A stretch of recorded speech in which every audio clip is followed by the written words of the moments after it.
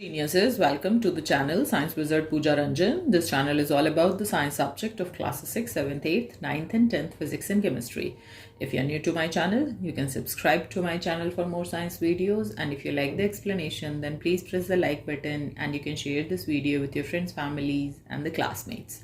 So आज जो chapter हम डिस्कस करने वाले हैं वो है ग्रेड 9 का chemistry chapter 1 matter in our surroundings. So इस चैप्टर पे मैं ऑलरेडी एक वीडियो बना चुकी हूँ. सो उसका लिंक मैं आपको डिस्क्रिप्शन बॉक्स में दे दूंगी, आप जाके चेक कर सकते हैं. सो आज जो टॉपिक हम डिस्कस करने वाले हैं वो है states of matter. So matter के बारे में हमने पिछले वीडियो में देखा था कि कोई भी चीज़ हमारे चारों तरफ जो कि स्पेस ऑक्यूपाई करती है, मतलब जिसका वॉल्यूम होता है और जिसका मास होता है, वो मैटर होता है. सो हमारे चारों तरफ जो भी चीज़ें दिख रही हैं आपको, वो सब मैटर है. इवन एयर आपको नहीं दिख रही है, फिर भी वो मैटर है. हमने पिछली वीडियो में डिस्कस किया हुआ है ऑलरेडी. सो कोई भी चीज़ जो आपके चारों तरफ देखोगे ना, तो अगर हम उसके स्टेट की बात करें तो वो तीन ही स्टेट में एग्जिस्ट करती है. या तो वो सॉलिड स्टेट में एग्जिस्ट करती है, या वो लिक्विड स्टेट में एग्जिस्ट करती है, या फिर वो गैशियस स्टेट में एग्जिस्ट करती है. जैसे जो फ़ोन जिस पे आप अभी ये वीडियो देख रहे हो, या आपके लैपटॉप पे, वो सॉलिड स्टेट है. ठीक है. जो पानी पीते हो वो लिक्विड स्टेट है, और जो आप एयर ब्रीथ कर रहे हो that is in the gaseous state. So ये जो तीनों स्टेट्स हैं, इनमें क्या डिफरेंस होता है, and why some of the matters are classified as a solid, why some of the matters are classified as a liquid, and why some of the matters are classified as a gas, we are going to discuss that. So I have prepared a table for you, ठीक है, जिससे कि easily आपको ये चीज़ें याद रह सकें. So solid, liquid and the gaseous state. So कोई भी मैटर आपके चारों तरफ अगर उसका डेफिनेट शेप है, मतलब फिक्स शेप है, सो हम उसको एज अ सॉलिड कंसीडर कर सकते हैं. जैसे कि आपका टेबल है, आपका चेयर है, आप खुद हो, कोई भी चीज़ देख लो जिसका फिक्स शेप है, जो अपना शेप चेंज नहीं करता. भले आप उसको बेड पे रख रहे हो, भले आप उसको फ्लोर पे रख रहे हो, भले आप उसको पानी में डाल दो, भले आप उसको हवा में उछाल दो, कहीं पे भी उसका शेप हमेशा फिक्स्ड रहता है, तो that is the solid. Next, कोई भी सॉलिड जो होता है उसका वॉल्यूम फिक्स्ड होगा. ठीक है. वॉल्यूम मतलब कि जो अमाउंट ऑफ स्पेस वो ऑक्यूपाई करता है. सो अगर मैं कोई बुक लेती हूँ, ठीक है, तो अगर वो बुक मैं अपने बेड पे रखूँ, मैं अपने डाइनिंग टेबल पे रखूँ, या मैं अपने रूफ पे रखूँ, या मैं कहीं पे भी रखूँ, हर जगह वो बुक जो स्पेस कवर कर रही है, हर जगह वो same amount of space occupy करेगी. ठीक है. So that means all the solids have a fixed volume. Next, negligible compressibility. कोई भी मैटर जिसको कि कंप्रेस नहीं कर सकते आप, कितना भी फोर्स लगाओ वो कंप्रेस नहीं होगी, दबेगी नहीं. ठीक है. लाइक जैसे बुक है, ठीक है, अगर मैं उसको कंप्रेस करके उसके साइज को चेंज करना चाहूं तो क्या मैं कर सकती हूं? नहीं. बहुत ज्यादा कंप्रेस करोगे अगर आप सॉलिड को, जो सॉलिड सब्सटेंस है वो ब्रेक डाउन हो जाएगा इनटू द पीसेस. ठीक है. सो किसी भी सॉलिड को कंप्रेस नहीं कर सकते. जैसे एक बहुत ही सिंपल सा एग्जांपल, आप चौक ले लो, ठीक है, जो कि ब्लैक बोर्ड पे जिससे लिखते हैं. सो वो जो चौक है, अगर आप चाहो कि उसको कंप्रेस करके और छोटा कर दो, ठीक है, सो कंप्रेस करके क्या उसको छोटा कर सकते हैं? नहीं. बहुत ज्यादा फोर्स लगाओगे तो क्या होगा? वो टूट जाएगा. ठीक है. सो इस ढंग से जो सॉलिड्स होते हैं, दे have a negligible compressibility. Next, solids जो होते हैं वो रिजिड होते हैं. रिजिड का मतलब कि ना तो आप उनको बेंड कर सकते हो, और वो बिल्कुल भी फ्लेक्सिबल नहीं होते हैं. ठीक है. ना आप उनको बेंड कर सकते हो, ना उनको स्ट्रेच कर सकते हो. जैसा मैंने अभी आपको बताया कि they have a fixed boundaries. Okay. So कोई भी सब्सटेंस, कोई भी मैटर आपके चारों तरफ जो कि रिजिड है, फ्लेक्सिबल नहीं है, जो अपना शेप चेंज नहीं करता है, ठीक है, जिसकी फिक्स्ड बाउंड्रीज होती हैं, उस सब्सटेंस को हम सॉलिड कंसीडर करते हैं. नेक्स्ट, डिस्टिंक्ट बाउंड्रीज मतलब फिक्स बाउंड्री लाइन.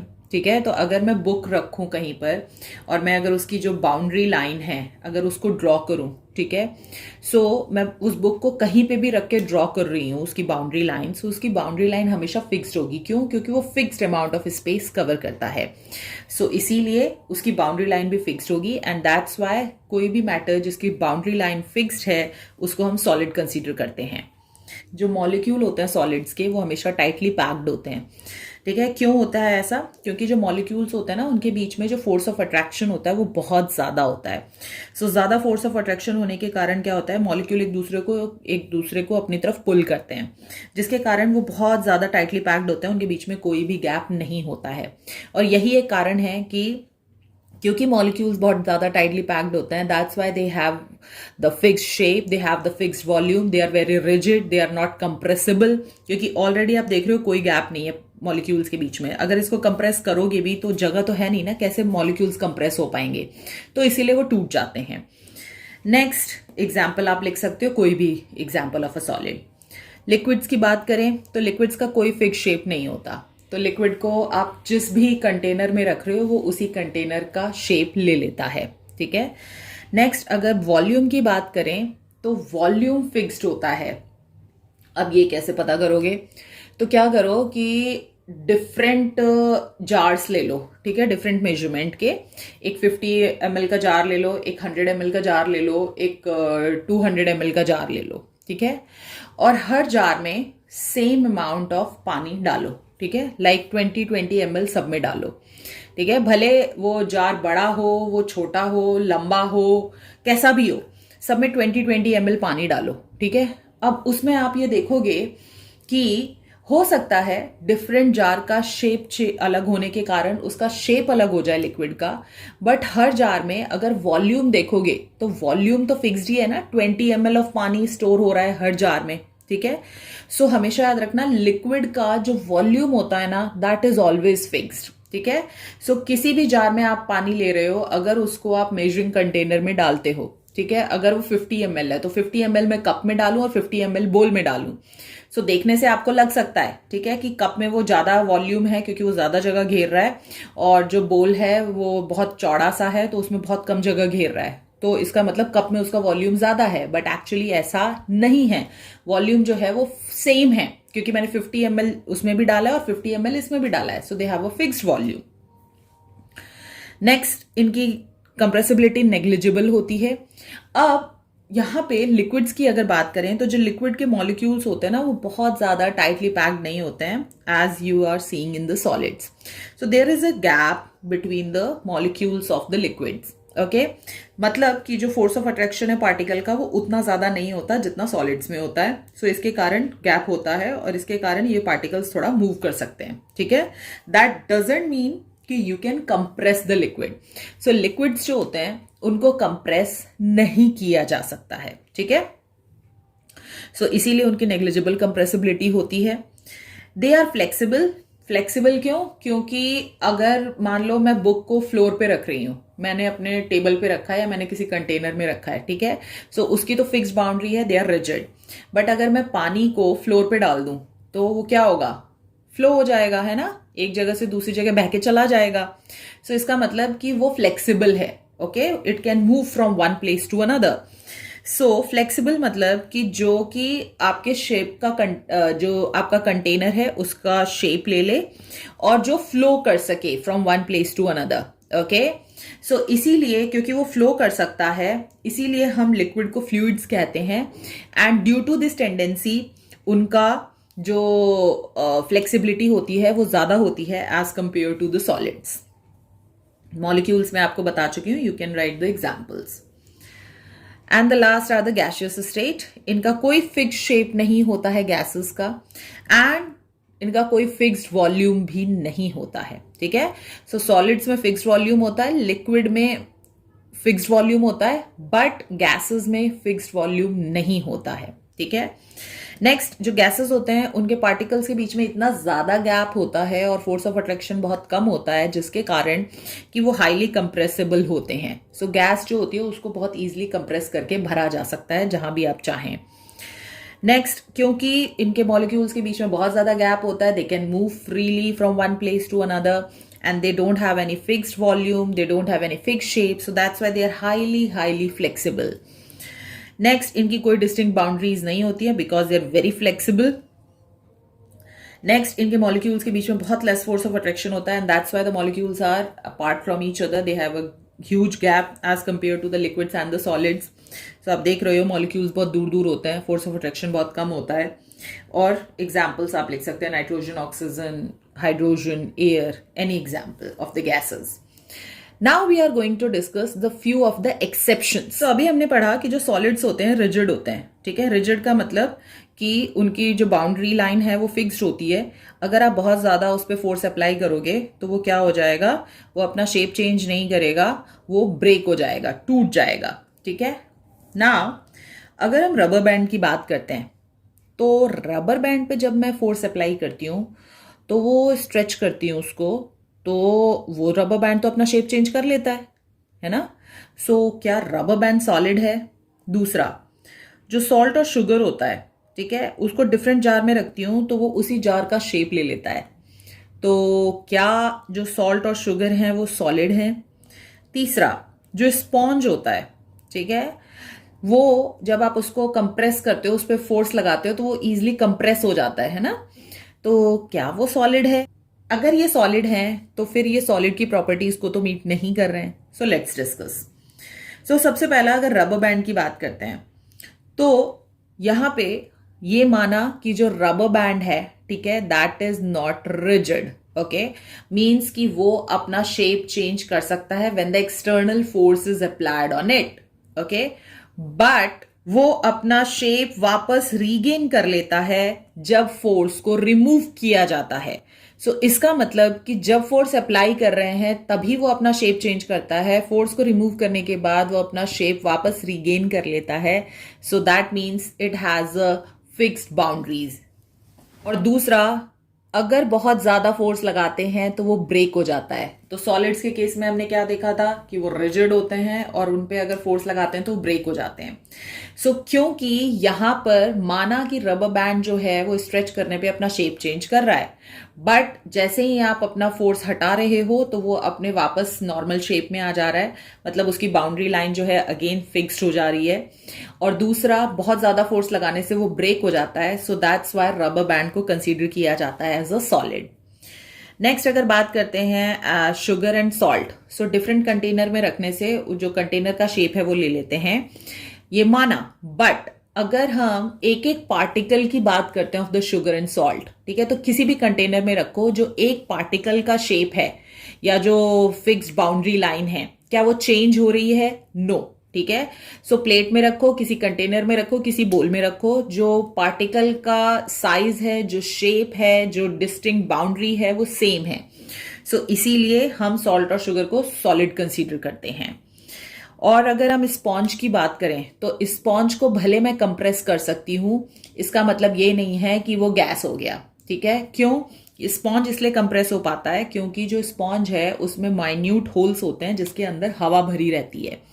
ठीक है, तो जैसे ही मैं कंप्रेस करती हूँ, उस पर फोर्स लगाती हूँ, तो जो हवा है वो बाहर निकल जाती है और स्पॉन्ज जो है वो कंप्रेस हो जाता है। बट जैसे ही मैं फोर्स हटाती हूँ तो वापस वो जो हवा है वो आके उन छोटे छोटे होल्स में भर जाती है और वो अपना शेप रीगेन कर लेता है। सो इसका मतलब कि स्पॉन्ज जो है वो अपना शेप तभी चेंज कर रहा है या वो कंप्रेस तभी हो पा रहा है जब उस पर फोर्स लगाया जाता है, और फोर्स हटाते ही वापस it again come back to its original shape. Okay, so और ये ऐसा इसलिए हो पा रहा है क्योंकि एयर मॉलिक्यूल्स फिल्ड हैं। So that's why you are able to compress it. So इसीलिए स्पॉन्ज को भी हम कंसीडर करते हैं एज अ सॉलिड, क्योंकि उसकी बाउंड्रीज जो हैं, जो उसका शेप है, दैट इज सेम। ओके, वो केवल चेंज हो रहा है when you are applying the force, और वो भी इसलिए हो रहा है क्योंकि एयर एक्सपेल होती है उन माइन्यूट होल्स में से बाहर। अगर हम लिक्विड्स की बात करें तो हमने लिक्विड्स में देखा कि जो फोर्स ऑफ अट्रैक्शन होता है थोड़ा सा कम होता है as compare to the solid, इसीलिए जो लिक्विड के पार्टिकल्स होते हैं वो थोड़ा थोड़ा सा गैप होता है उनके बीच में, लाइक दिस। ओके, अब यहां पर आपने एक चीज नोटिस की होगी, हमने लास्ट क्लास में पढ़ा था डिफ्यूजन। डिफ्यूजन क्या होता है? Intermixing of the particles. ठीक है, सो जब किसी भी दो चीजों को मिक्स करते हैं और उनके पार्टिकल्स इंटरमिक्स हो जाते हैं एक दूसरे में, तो उसको हम डिफ्यूजन कहते हैं। तो सॉलिड्स और सॉलिड्स में ऑलरेडी जो पार्टिकल्स हैं वो बहुत टाइट होते हैं, टाइटली पैक्ड होते हैं। सो सॉलिड और सॉलिड को अगर मिक्स भी करोगे तो वहां पे डिफ्यूजन नहीं होता। ठीक है, क्योंकि वहां ऑलरेडी टाइटली पैक्ड होते हैं तो वो पार्टिकल्स एक दूसरे में इंटरमिक्स नहीं हो पाते हैं। बट अगर मैं लिक्विड में किसी सॉलिड को मिलाऊं तो क्या वो डिफ्यूज हो जाएगा? तो हमने लास्ट वीडियो में देखा हुआ है कि यस, जैसे ही मैं शुगर और सॉल्ट को पानी में मिक्स करती हूँ तो क्या होता है, वहां पे जो पानी में शुगर और सॉल्ट के पार्टिकल्स हैं वो इंटरमिक्स हो जाते हैं, डिफ्यूज हो जाते हैं, गायब हो जाते हैं। सो इसका मतलब कि यस, डिफ्यूजन हो रहा है। ठीक है, so it's not only the solid और लिक्विड जो कि डिफ्यूज हो सकता है लिक्विड में, even the gas can also be diffuse in the liquid like water. Okay, so कौन सी गैस है जो इजिली डिफ्यूज हो जाती है, इंटरमिक्स हो जाती है पानी में? सो जो आपकी कार्बन डाइऑक्साइड और ऑक्सीजन गैस है, that can easily diffuse in the water. और इसका बहुत अच्छा एग्जाम्पल है कि जो एक्वेटिक एनिमल्स होते हैं, मतलब जो जानवर पानी में रहते हैं, ठीक है, उनको भी जिंदा रहने के लिए ऑक्सीजन की जरूरत है ना, वो भी कार्बन डाइऑक्साइड एक्सेल करते हैं. सो वो कैसे पॉसिबल है अगर पानी में ये दोनों गैस सॉल्युबल नहीं होंगी, ठीक है, डिफ्यूज नहीं हो पाएंगी तो. सो ये एक अच्छा एग्जाम्पल है कि yes, the gases can also B diffused in liquid. Solid का मैंने बता दिया आपको, शुगर और सॉल्ट. लिक्विड में lemon juice is a very good example. Okay, so lemon juice को जैसे ही आप पानी में डालते हो, सो जो लेमन जूस के पार्टिकल्स हैं वो इजिली इंटरमिक्स हो जाते हैं with the particles of the water. तो हम कह सकते हैं कि सॉलिड, लिक्विड और गैस तीनों ही इजिली डिफ्यूज हो सकते हैं पानी के संग. सो जो रेट ऑफ डिफ्यूजन होता है लिक्विड का, वो ऑब्वियसली ज्यादा होगा सॉलिड से. क्यों? डिफ्यूजन मतलब क्या? Intermixing of the particles. ठीक है, अब इंटरमिक्सिंग तभी हो पाएगा ना जब पार्टिकल्स के बीच में गैप हो. तो सॉलिड्स के बीच में तो गैप होता ही नहीं है, तो वहां इंटरमिक्सिंग हो ही नहीं सकती. ये लिक्विड्स जो होते हैं उसके पार्टिकल्स जो फ्रीली मूव कर सकते हैं और उनके बीच में बहुत ज्यादा गैप होता है as compare to the solids, and that's why the diffusion can easily happen in the liquid as compare to the solids. अब अगर गैसेस की बात करें तो गैसेस में हमने क्या देखा था, ना ही तो उनका फिक्स शेप होता है, ना ही उनका फिक्स वॉल्यूम होता है. ठीक है, बट हमने देखा था वो बहुत ज्यादा कंप्रेसिबल होते हैं, हाईली कंप्रेसिबल होते हैं, हाईली फ्लेक्सिबल होते हैं. अब गैसेस की इसी प्रॉपर्टी के कारण, क्योंकि वो बहुत ज्यादा कंप्रेस किए जा सकते हैं. क्यों कंप्रेस किए जा सकते हैं? क्योंकि जो गैस होते हैं ना, उनके पार्टिकल्स के बीच में बहुत ज्यादा गैप होता है. उन पे अगर प्रेशर लगाया जाए तो easily they can be compressed. Okay, और इसका बहुत अच्छा एग्जाम्पल है एलपीजी. सो यहाँ पे ये जो पेट्रोलियम गैस है, इसको जब कंप्रेस करते हैं तो ये गैस लिक्विड में कन्वर्ट हो जाती है, and that's why it is called the liquefied. Liquefied मतलब कि आप उसको लिक्विफाई कर रहे हो, मतलब you are converting the gas into the liquid. कैसे? By applying the pressure on it. So pressure apply करने से क्या होगा, अब मान लो कि ये गैस के पार्टिकल्स हैं इस कंटेनर में, यहां से मैं इस पर प्रेशर अप्लाई कर रही हूं, तो मैं अभी क्या है कि गैस के पार्टिकल्स क्योंकि बहुत ज्यादा दूर दूर हैं एक दूसरे से, and they have a very less force of attraction. So gas के पार्टिकल्स के पास अभी इतनी सारी जगह है and they can move here and there. Okay, but अगर मैं यही इसको कम करते करते यहां तक ले आऊं, ठीक है, तो अब गैस के पार्टिकल्स को इतने स्पेस में ही आना पड़ेगा, और मैं इस पे प्रेशर लगाऊं, अब यहां तक आ गया ये पिस्टन मेरा. सो अब गैस के पार्टिकल्स को इतने में ही एडजस्ट होना पड़ेगा, और मैं नीचे ले आऊं, यहां पर आ गया पिस्टन, अब सारे गैस के मॉलिक्यूल्स को इतनी स्पेस में एडजस्ट होना पड़ेगा. तो उसके कारण क्या होता है कि गैस के मॉलिक्यूल्स जो होते हैं ना, वो एक दूसरे के पास पास पास पास आते जाते हैं, और जब वो इस स्टेज में आ जाते हैं कि वो इतना पास आ जाएं कि वो कंडीशन आ जाए जैसा लिक्विड स्टेट में होता है, तो जो गैस है वो लिक्विड में कन्वर्ट हो जाता है. So this is one of the example. इसके अलावा जो कंप्रेस नेचुरल गैस होती है, ठीक है, उसमें भी जो नेचुरल गैस है उसको कंप्रेस करके भरा जाता है, जो सीएनजी होता है आपका, जो कि एज अ फ्यूल यूज करते हैं बहुत सारे लोग व्हीकल में. ये दोनों ही पॉसिबल इसलिए हो पा रहा है, यहाँ नेचुरल गैस को कंप्रेस कर पा रहे हो और सिलेंडर में भर पा रहे हो आपका जो लिक्विफाइड पेट्रोलियम गैस है. ऑल दिस इज पॉसिबल क्योंकि जो गैस होते हैं वो हाईली कंप्रेसिबल होते हैं, ठीक है, और उनको कंप्रेस करके बहुत कम जगह में बहुत ज्यादा अमाउंट ऑफ गैस भरी जा सकती है. ठीक है, इसके अलावा this is a very good question. What is being cooked in the kitchen without even entering there by the smell that reaches our nostril? How did this smell reach us? Okay, so आप kitchen में घुसते भी नहीं हो, आप अपने balcony में या बेडरूम में बैठे हुए हो, आपकी मम्मा पाव भाजी बना रही हैं या बर्गर बना रही हैं या फिर कुछ और बना रही हैं, जो भी आपकी फेवरेट डिश है, आपको पता चल जाता है. ये कैसे पता चलता है आपको? ठीक है, तो वहां पर this is due to the diffusion process, क्योंकि जो गैस के मॉलिक्यूल्स हैं वो एक दूसरे से बहुत ज्यादा दूर होते हैं, उनके बीच का फोर्स ऑफ अट्रैक्शन बहुत कम होता है, तो बहुत इजीली मूव कर सकते हैं. क्योंकि जो गैस के मॉलिक्यूल्स होते हैं उनके बीच में बहुत ज्यादा गैप होता है और बहुत कम फोर्स ऑफ अट्रैक्शन होता है, जिसके कारण वो बहुत इजीली मूव कर सकते हैं, फ्रीली मूव कर सकते हैं, जिसके कारण कि जो इंटरमिक्सिंग होता है पार्टिकल्स का वो बहुत फास्ट होता है in the case of gases, वो जो डिफ्यूजन प्रोसेस है. ठीक है, सो जो पार्टिकल होते हैं of the aroma of the food, aroma मतलब जो खुशबू है आपके खाने की, ठीक है।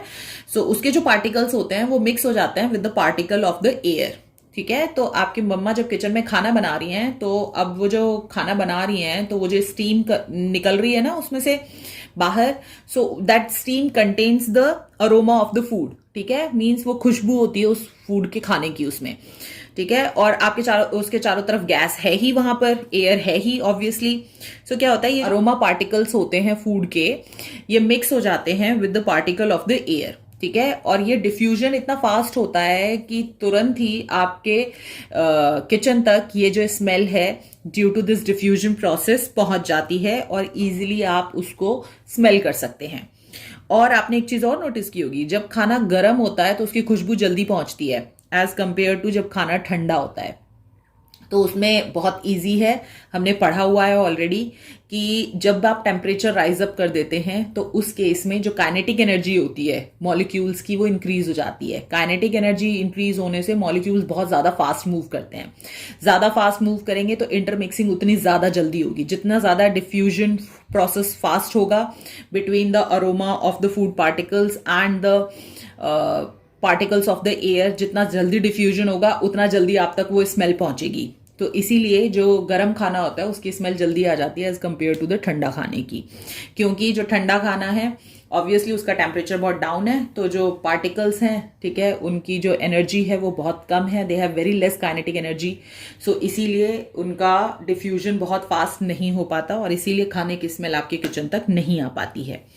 एंड इससे हम ये कह सकते हैं कि जो पार्टिकल्स होते हैं गैशियस स्टेट के, वो बहुत ही रैंडमली मूव करते हैं, बहुत हाई स्पीड पे, क्योंकि उनके बीच में बहुत ज्यादा गैप होता है, which you can see here. Solids are tightly packed, liquid has a little bit of gap and solid gases are apart from each other.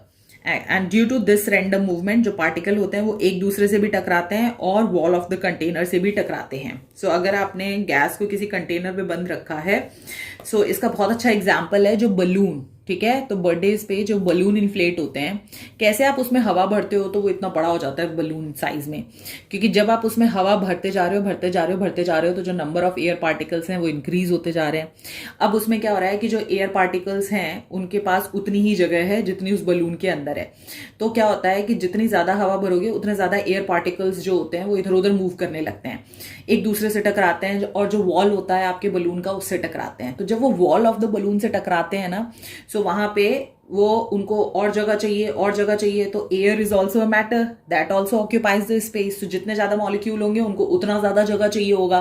सो वो उसको इन्फ्लेट करते जाते हैं and this is how the balloon can be inflated. क्यों? क्योंकि जो gas के particles होते हैं वो रैंडमली मूव करते हैं, एक दूसरे को हिट करते हैं और वॉल ऑफ द कंटेनर को भी हिट करते हैं, तो वहां पे वो फोर्स लगा रहे हैं जिसके कारण बलून इन्फ्लेट हो रहा है। So this is it about this video.